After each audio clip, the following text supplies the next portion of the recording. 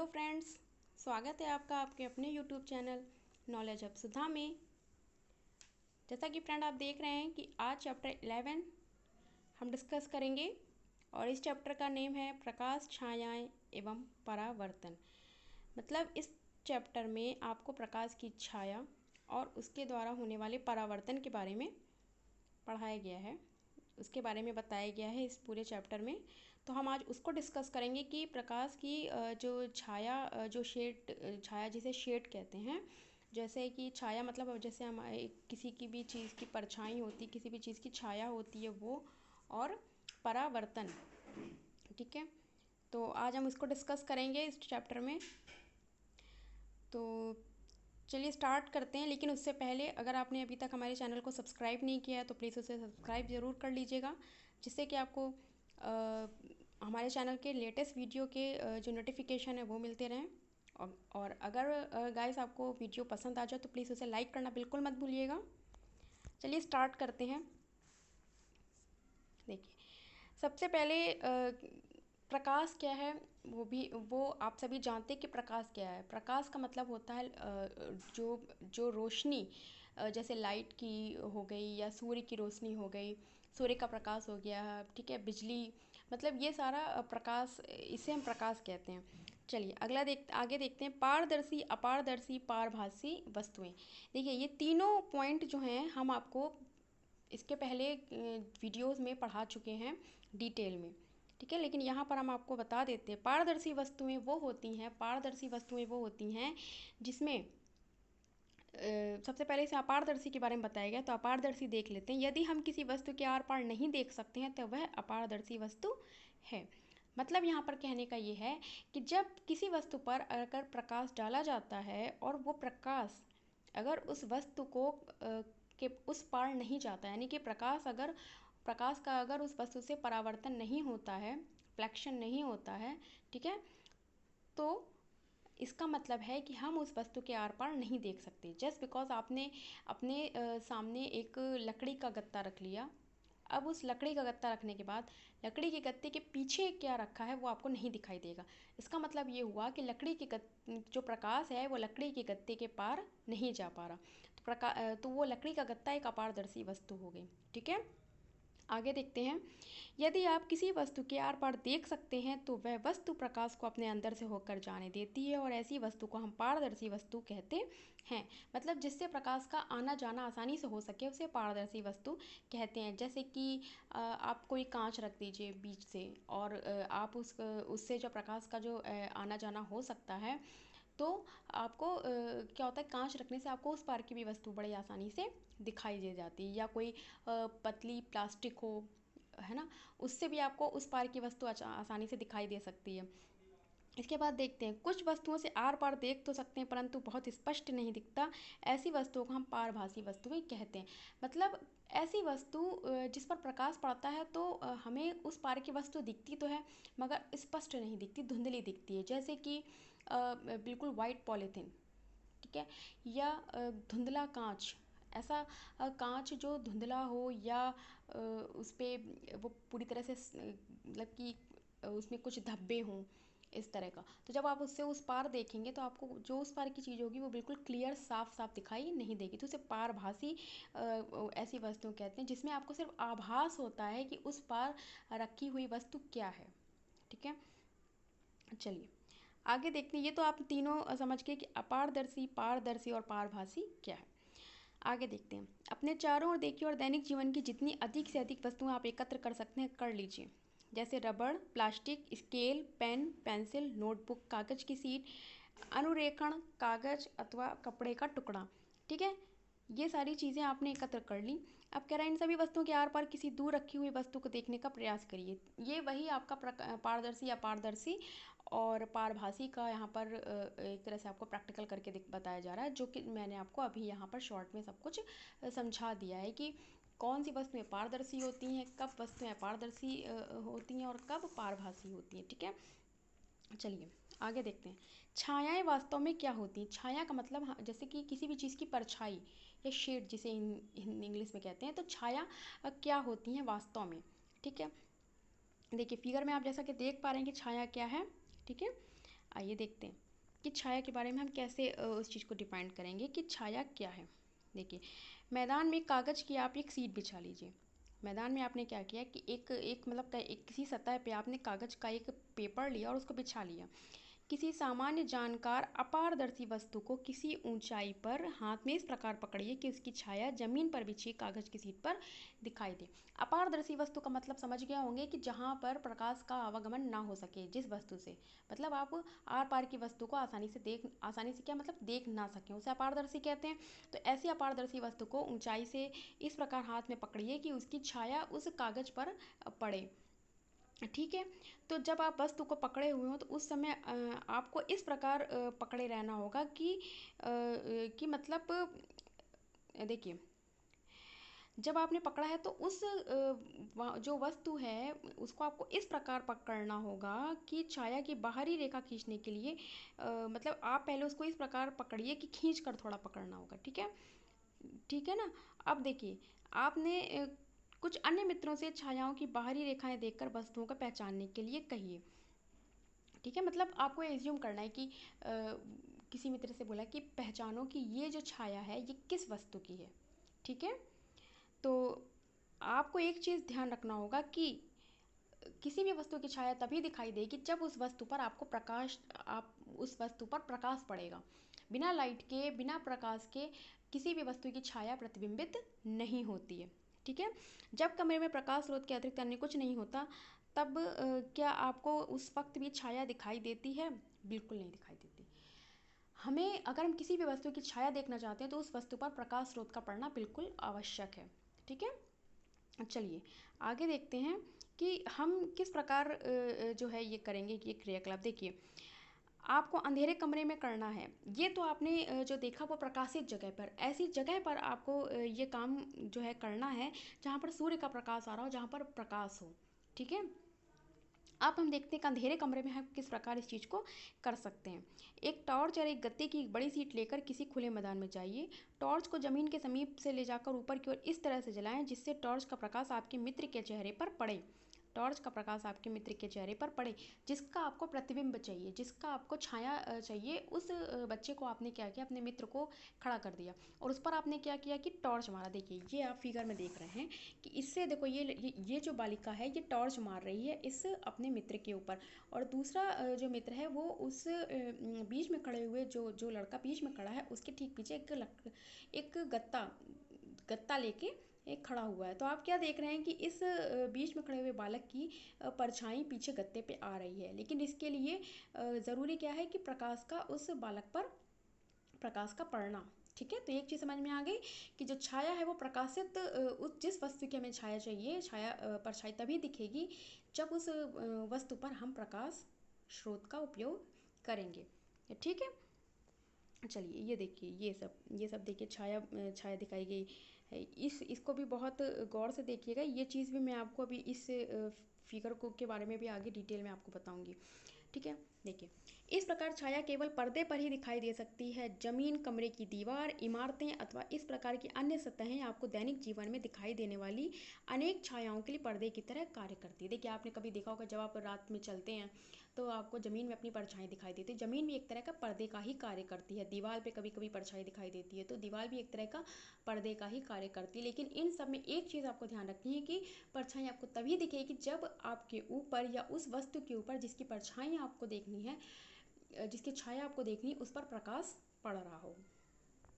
ठीक है, देखिए, छायाओं से हमें वस्तुओं की आकृतियों के बारे में कुछ जानकारी प्राप्त होती है। कभी कभी तो छाया हम सभी को वस्तु की आकृति के बारे में भ्रमित भी कर सकती है। मतलब कभी कभी हमें भ्रम हो जाता है अगर हमें वो वस्तु ना पता हो जिसकी छाया हमें दिख रही है। केवल छाया को देख करके हमें अगर इस बात का अंदाज लगाना हो कि एक्चुअल में वो वस्तु क्या है, उस वस्तु की वास्तविकता क्या है, वो छाया किस वस्तु की, तो कभी कभी हम भ्रम में पड़ जाते हैं, एग्जैक्ट नहीं बता पाते। क्यों? देखिए, ये देखिए, यहाँ पर आप देखिए, ये जो आप फर्स्ट वाला फिगर देख रहे हैं, ये वाला, इस फिगर में आपको एक चीज़ देखिए, इस फिगर में ये तो हाथ है। अगर हम इसे 1 मिनट के लिए ऐसे बंद कर दें तो आप ये देखिए इसकी आकृति आपको, क्या आप इसको बता पाएंगे कि ये हाथ ही है? आपको कुछ अजीब सा कोई बहुत गौर से देखिए, ये जो शेप है ये आगे की मुंह का शेप लग रहा है, जैसे लग रहा है कोई पशु है या कोई पक्षी है जिसका ये आगे का मुंह है, तो केवल इसको देखकर आप नहीं बता सकते कि ये किसी का हाथ है। ठीक है, अब देखिए ये हाथ है, इसको देखिए ये भी। अब अगर हम इसे इसे थोड़ी देर के लिए एग्जैक्टली इस तरह से हम इसे ऐसे करके देखिए, इसे हम क्या करेंगे एग्जैक्टली ऐसे करके हम बंद कर देंगे अगर ऐसे, ये चीज़ ये देखिए, तो भी आपको ये देखिए ये ऐसा लग रहा है कि कोई पशु है या पक्षी है जिसकी ये ईयर हैं, ऊपर कान। इसी तरह से देखिए इसको देखिए, अगर इसे इस तरह से बंद कर दिया जाए, बंद कर दिया जाए ये, तो ये आपको कोई पशु लग रहा है जिसके ये दो ऊपर की तरफ निकले सींग हैं। ऐसे देखिए इस वाले में भी आपको ऐसा प्रतीत होगा, कोई पशु है। इसको देखिए, इसको देख के आपको ऐसा लगेगा कि कोई पक्षी है जो उड़ रहा है, जैसे चील या कौवा, इस तरह का कोई पक्षी है जो अपने पंख फैलाए हुए है, और ये उस पक्षी का सर। ठीक है, अब देखिए ये बच्चा जिसने अपना हाथ कपी कर दिया हुआ है, तो अगर इसके हाथ को ढक दें तो ये आपको कोई जैसे बतख की चोंच, बतख या कोई ऐसा लग रहा है कि कोई पक्षी या है ना, जिसका ये तो ये भ्रम कर रहा है, छाया भ्रमित करती है। छाया से आप एग्जैक्टली देख के नहीं बता सकते कि ये किसका किसकी छाया। ठीक है, तो ये चीज़ तो आपकी क्लियर हो गई छाया के बारे में। ठीक है, आइए आगे देखते हैं। सूक्ष्म छिद्र कैमरा। सूक्ष्म छिद्र कैमरा क्या होता है? इसे हम प्रैक्टिकली अपने हाथों से बहुत ईजिली बना सकते हैं। सूक्ष्म छिद्र कैमरा, इसके द्वारा हम किसी भी प्रतिबिंब को देखते हैं तो हमें उल्टा प्रतीत होता है। ठीक है, अब क्या है देखिए, किसी भी कैमरे को बनाने के लिए हमें बहुत सी सामग्री चाहिए होती है, लेकिन यदि हम केवल सरल सूची छिद्र कैमरा ही बनाना चाहते हैं तो ऐसा नहीं कि हमें बहुत सी सामग्री चाहिए, हम इजीली भी उसे कुछ उपकरणों की सहायता से उसे आसानी से बना सकते हैं।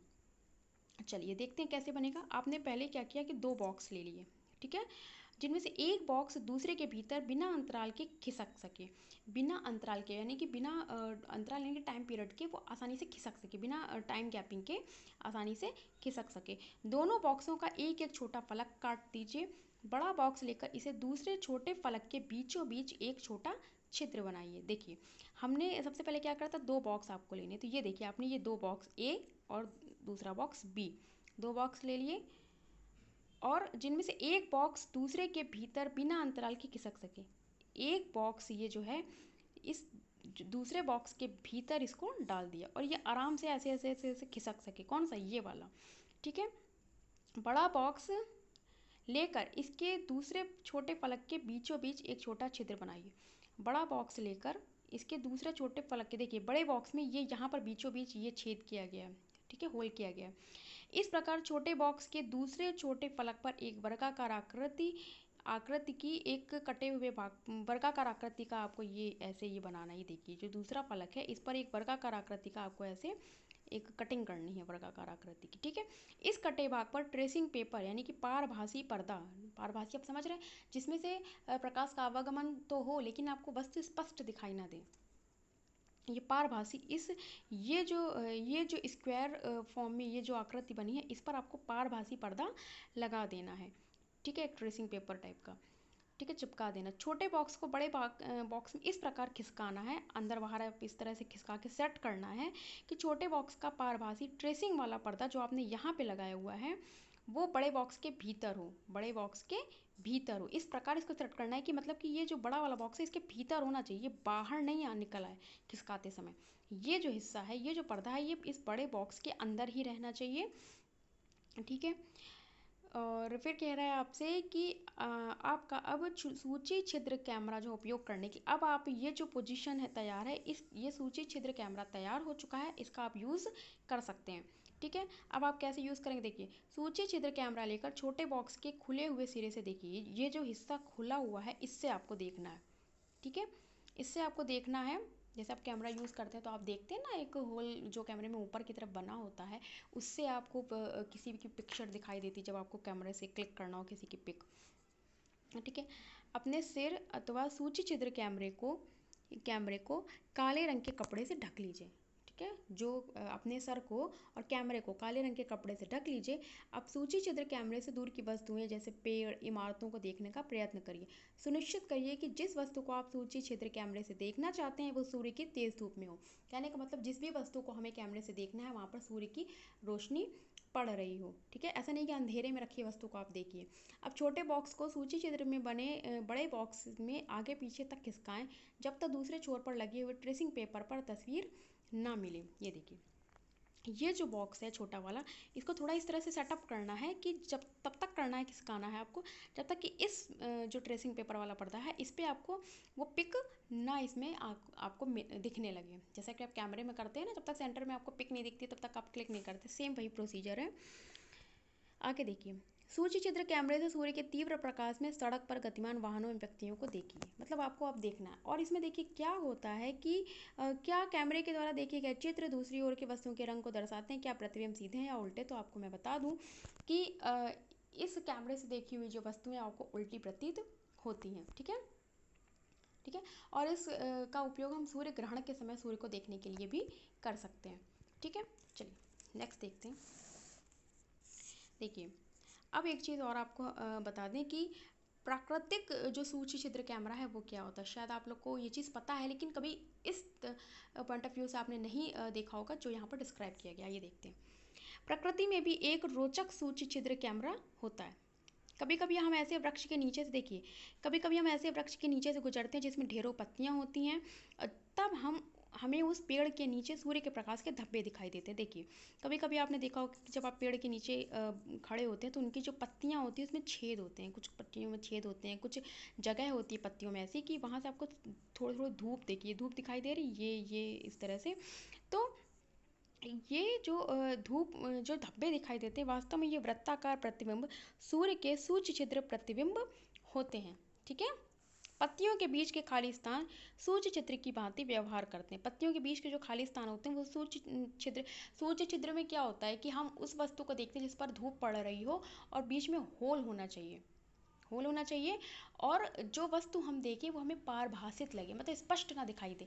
ठीक है, अब ये जो आप देखिए, ये जो यहाँ पर ये आपको जो ये दिखाई दे रहा है, ये जो आपको धब्बे, एक्चुअल में तो सूर्य के धब्बे हैं, लेकिन आपको ये कहीं कहीं पर वृत्ताकार आकृति दिखाई देगी, ऐसा लगेगा कि सूर्य की वृत्ताकार आकृति, बट एक्चुअली में ये क्या है कि पत्तियों के बीच की जो खाली जगह है उनसे जो सूर्य का प्रकाश पड़ रहा है वो ये है। ठीक है, तो ये सूक्ष्म छिद्र कैमरे की तरह काम कर रहा है। ठीक है, तो ये चीज़ तो हो गया। चलिए अब ये देखिए, अब एक और प्रैक्टिकल है जो आपने अपने डेली रूटीन में करते हैं पर नोटिस नहीं किया होगा। देखिए, आइए, पाइप का एक छोटा टुकड़ा लीजिए अथवा रबड़ की लंबी नली लीजिए, कमरे में एक तरफ एक मोमबत्ती जलाकर मेज के ऊपर रख दीजिए। ठीक है, अब कमरे में दूसरी तरफ खड़े होकर पाइप से मोमबत्ती को देखिए। जैसा कि ये फिगर, ये जो आपका ए है, इस फिगर ए में ये बच्चा एक स्ट्रेट पाइप से इस मोमबत्ती को देखने का प्रयत्न कर रहा है, और इस फिगर में जो बच्चा है क्या है, एक एक जो मतलब कि इसको कह लीजिए थोड़ा सा ये मुड़ी हुई पाइप है। ठीक है, इससे देखने का प्रयत्न कर। अब आपको इसमें ये इस प्रैक्टिकल में करके बताया कि क्या इस थ्रू से आप मोमबत्ती को आसानी से देख सकते हैं कि इस पोजीशन में।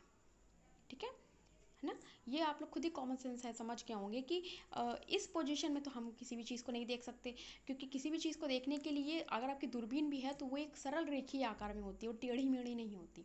ठीक है, तो वही चीज़ यहाँ पर बताई गई है कि जब पाइप को थोड़ा सा मोड़ देते हैं तब क्या आपको मोमबत्ती दिखाई देती है? बिल्कुल नहीं।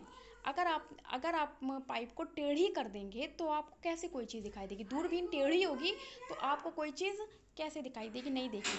तो आपको कोई भी चीज़ तभी दिखाई देगी जब आपका जो आप जिस चीज़ का उपयोग कर रहे हैं देखने के लिए वो बिल्कुल स्ट्रेट होनी चाहिए। ठीक है, तो इस प्रैक्टिकल में आपको यही बताया गया। चलिए हम नेक्स्ट देख लेते हैं। नेक्स्ट क्या है, दर्पण और परावर्तन। दर्पण भी आप जानते हैं कि आपके घर में जो है मिरर होता है जिसमें आप खुद को रोज़ तैयार होते हैं, खुद को देखते हैं, तो दर्पण। और परावर्तन क्या है, मतलब कि प्रकाश का जो रिफ्लेक्शन होता है वो क्या है। देखिए, घर पर दर्पणों का प्रयोग करते हैं। आप दर्पण में अपने चेहरे को देखते हैं, जो जो आप देखते हैं वह दर्पण में आपके चेहरे का परावर्तन है। आपके चेहरे का जो प्रतिबिंबित रूप है वही आपको दर्पण में दिखाई देते हैं। इस दर्पण के सामने रखी हुई वस्तुओं का परावर्तन भी दर्पण में देखते हैं। इस दर्पण के सामने अगर कोई वस्तु रख दीजिए तो वो भी आपको उस मिरर में स्पष्ट दिखाई देती। कभी कभी हम झील अथवा तालाब के पानी में पेड़ों, इमारतों, अन्य वस्तुओं का या खुद को भी देख लेते हैं, तो वो भी जो झील है वो भी परावर्तन का, मिरर का काम करती है। चलिए यहाँ पर देखते हैं इस क्रियाकलाप में क्या कह रहा है कि रात्रि के समय अथवा एक अंधेरे कमरे में इसे हम प्रैक्टिकल को करेंगे। आपने किसी मित्र से कहिए कि वह एक हाथ में दर्पण लेकर कमरे के कोने में खड़ा हो जाए और एक हाथ में टार्च को लेकर आप कमरे के दूसरे कोने में खड़े हो जाइए। टॉर्च के कांच को अपनी उंगलियों से ढक लीजिए, मतलब जो टॉर्च का कांच है उसको उंगलियों से आगे से कवर कर लेना है।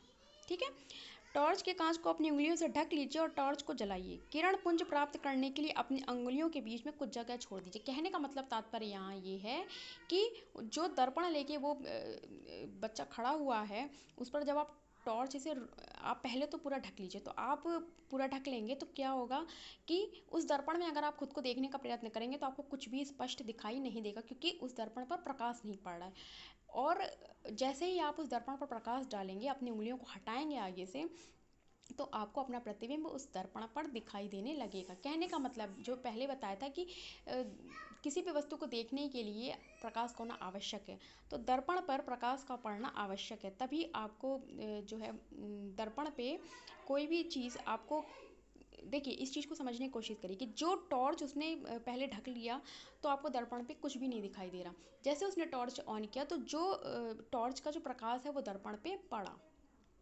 ठीक है, और तब आपको दिखाई दे रहा है, क्या दिखाई देगा, टॉर्च का प्रकाश आपको दर्पण में दिखाई देगा। आप नहीं दिखाई देंगे जस्ट बिकॉज आप अंधेरे में हैं। आप तो अंधेरे कमरे में खड़े हैं ना, आपके ऊपर तो कोई प्रकाश नहीं पड़ रहा है, तो आप नहीं दिखाई देंगे। क्योंकि मैंने आपको बताया था कोई भी वस्तु तभी प्रतिबिंबित होती है जब उस वस्तु पर प्रकाश डाला जाता है, मगर यहाँ पर प्रकाश दर्पण पर डाला जा रहा है, तो केवल टॉर्च का जो प्रकाश है वो दर्पण में दिखेगा। और हमेशा प्रकाश जो होता है दर्पण से रिफ्लेक्ट होकर दूसरी दिशा में निकल जाता है। ये प्रैक्टिकली नेचर है, इसको आप घर में प्रैक्टिकल करके भी देख सकते हैं। अगर आप किसी मिरर पे किसी भी चीज़ से, अगर आप मोबाइल का टॉर्च या आपके घर में रेगुलर टॉर्च हो, उससे अगर आप उस दर्पण पे प्रकाश डालेंगे तो प्रकाश जो है दर्पण पे तो पड़ेगा ही, लेकिन उसका कुछ भाग जो है दूसरी दिशा में रिफ्लेक्ट हो जाता है। वही चीज़ देखिए यहाँ इस फिगर में जो है हो रही है कि कुछ भाग तो यहाँ गया और इससे टकराया, इस पे तो पड़ा और थोड़ा, और उसके बाद टकरा करके सीधे इस दिशा में जो दूसरी दिशा में लड़का खड़ा है वहाँ पर रिफ्लेक्ट हो जाता है। इस पूरे प्रैक्टिकल में यही चीज़ बताई गई है कि दर्पण फिगर में देखिए नीचे, दर्पण प्रकाश के किरण पुंज का परावर्तन करता है। ये भी एक इम्पॉर्टेंट पॉइंट है, आपके क्वेश्चन में पेपर में आ सकता है कि क्या दर्पण प्रकाश के किरण पुंज का परावर्तन करता है। ऑफ कोर्स करता है। ये जो प्रकाश यहाँ से डाला जा रहा है इस दर्पण पे, तो वो परावर्तन इस बच्चे पे हो रहा है। ठीक है, तो ये चीज़ हो गया कि एक चीज़ तो ये क्लियर हो जाए कि दर्पण पे हमें कोई चीज़ कैसे दिखती है। ठीक है, एक चीज़ और यहाँ पर, एक चीज़ और इससे कि जो प्रकाश किरण है वो सरल रेखीय गति में होना चाहिए, ऊर्ध्व गति में नहीं होना चाहिए कि ऊपर से आपने डाला, ऐसा कुछ नहीं। सरल रेखीय, जो दर्पण पे प्रकाश पड़ना चाहिए वो सरल रेखीय गति में होना चाहिए। इससे ये पता चलता है कि प्रकाश सरल रेखा के अनुदिश गमन करता हुआ दर्पण से परावर्तित हो जाता है। कि जैसे कमरे में है, अब कमरे में लाइट, अब आप कहेंगे कमरे में बल्ब तो ऊपर की ओर होता है, तो वो तो ऊर्ध्व दिशा में है, ऊपर की ओर है, और जो हमारा मिरर है वो नीचे रखा होता है। बट ऐसा नहीं है, जो कमरे में प्रकाश होता है, जो बल्ब से प्रकाश होता है, वो पूरे कमरे में फैला हुआ होता है। लेकिन जब वो मिरर पे प्रकाश पड़ता है तो वो सरल रेखीय गति में ही गति कर अनुदिश, सरल रेखीय दिशा के अनुदिश एक स्ट्रेट दिशा में वो गति करता है, और करते हुए उस मिरर पे पड़ता है। ठीक है, तब रिफ्लेक्ट होता है। अगर आपके कमरे में अंधेरा है तो आप चाहें कि टॉर्च को ऊपर से जला करके अगर आप सोचें कि हम दर्पण में कुछ देख लें, मिरर में कुछ देख लें, तो आपको कुछ नहीं दिखाई देगा। उसके लिए आपको टॉर्च को स्ट्रेट जो पोजीशन में आपको मिरर पे टॉर्च दिखानी होगी।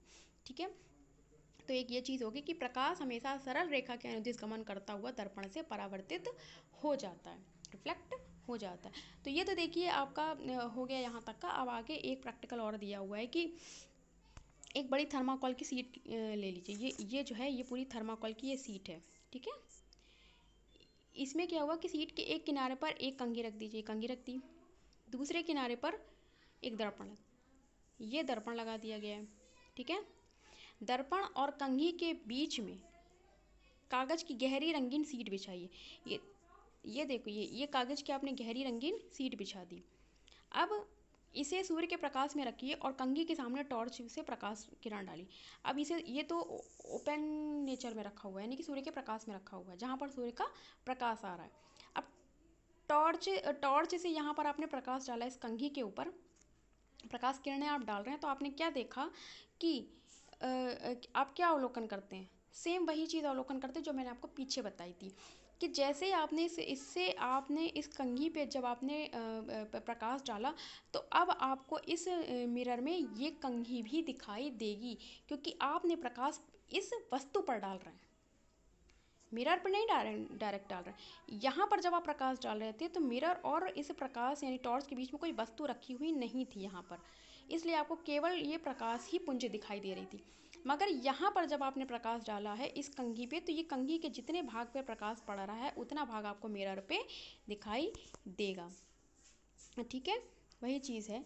और प्रकाश किस प्रकार गमन कर रहा है? प्रकाश सरल रेखीय गति में गमन कर रहा है, और जितना भाग प्रकाश का डायरेक्ट इसमें पड़ेगा वो रिफ्लेक्ट होकर दूसरी दिशा में निकल जाएगा। ठीक है, तो ये तो आपका इस चैप्टर में प्रकाश और प्रकाश की छाया और उसके परावर्तन के बारे में बताया गया था, जो कि मैंने आपको क्लियर कर दिया है।